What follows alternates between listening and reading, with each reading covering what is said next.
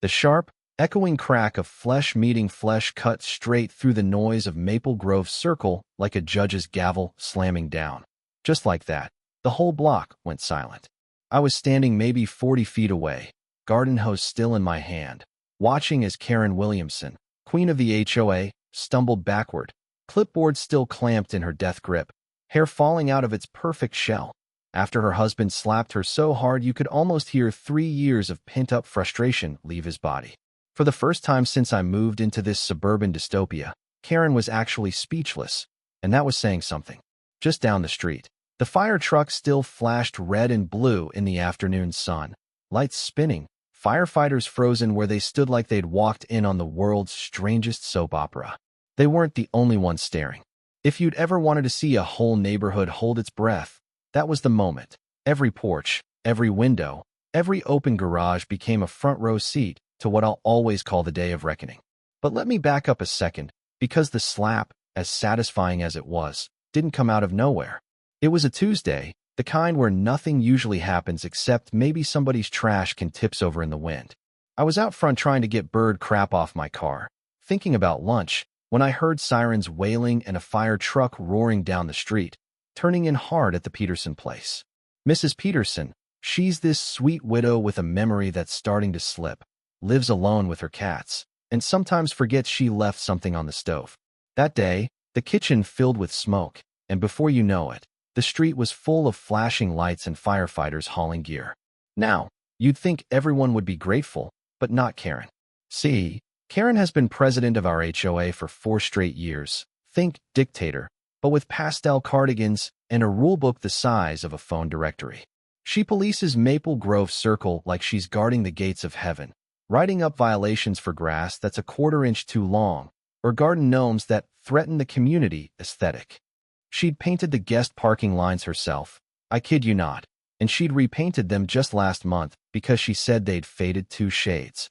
The fire truck, of course, parked right across the lines, nose sticking just a bit into her territory. To any sane person, it's no big deal. But to Karen, this was a declaration of war. She shot out her front door like a heat-seeking missile, brandishing her clipboard and, no joke, a measuring tape, ready to do battle for suburban order. She circled that truck, measuring, taking furious notes, and waving her laminated HOA badge like it made her the sheriff. The firefighters? They were inside, trying to air out Mrs. Peterson's house, probably rolling their eyes, but Karen was not about to be ignored. When Captain Rodriguez stepped out, tall, Latino, maybe 50, looked like a guy who'd seen his share of real emergencies, she jumped on him. Loud, telling him he was in violation of section whatever, subsection something. Rodriguez, all patience and weary calm, explained they were handling an emergency and would be out of the way soon. He even apologized. But you know what I mean when I say courtesy is wasted on people like Karen? Because she just got louder, rattling off amendments and calling out neighbors for watching an illegal act.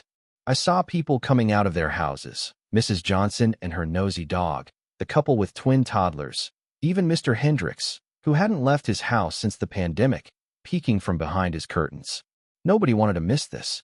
Karen called the towing company, right there, in front of everybody. If this truck isn't moved in 10 minutes, it's getting towed, she yelled, and I swear even the birds stopped chirping. Captain Rodriguez's smile vanished. He warned her that interfering with emergency services was a crime and told her, real low and serious, that she ought to reconsider. Karen? She doubled down, dialed 911, told the operator she needed police because the fire truck was illegally parked and wouldn't move. The irony was lost on her, calling the cops on the fire department. That's when her husband David rolled up, in his silver sedan, the one Karen once reported to the HOA for a crooked parking sticker. David's this soft, balding guy, middle management somewhere, always looks like he's lost an argument you never heard. You could see him taking it all in, the fire truck, the crowd, the soot-streaked firefighters, and his wife in the center like some deranged referee at the World Cup of pettiness. He tried to calm her down. Gentle, quiet. Let's talk inside. She brushed him off, still talking to 911, waving her clipboard. Rodriguez shot David a look, one man to another, pure sympathy. David tried again, whispering this time.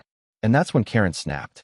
She accused him, loudly, of undermining her authority in front of the whole block.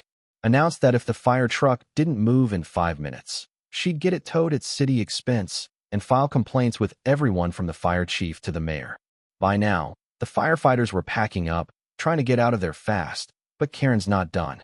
She starts shouting about their incompetence, saying real emergency professionals would never need to park illegally.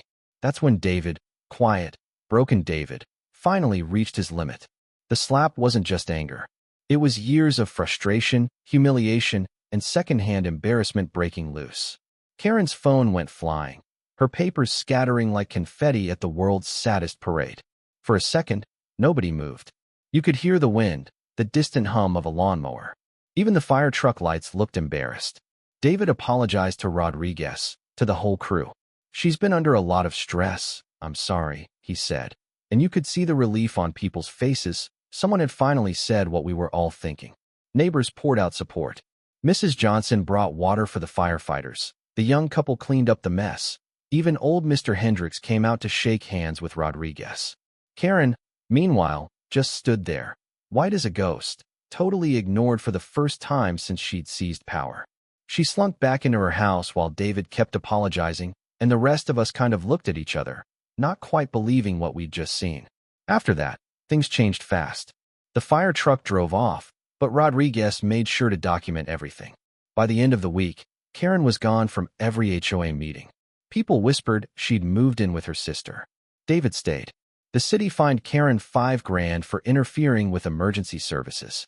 She got the letter on her porch, and several of us saw her sink down, finally realizing her kingdom was gone. But here's what still keeps me thinking. Was it right? Did David go too far? Or was this just what happens when unchecked power meets someone who finally breaks? And in a neighborhood that worships rules, who decides when enough is enough? I don't know, but I do know this. Sometimes, justice doesn't show up in a courtroom or a fancy board meeting. Sometimes, it arrives as a slap in the face, echoing down a quiet street, changing everything in an instant. So, what would you have done if you were there that day? Was it justice? Or just another kind of chaos? Drop your thoughts below, because in Maple Grove Circle, opinions are the real law of the land.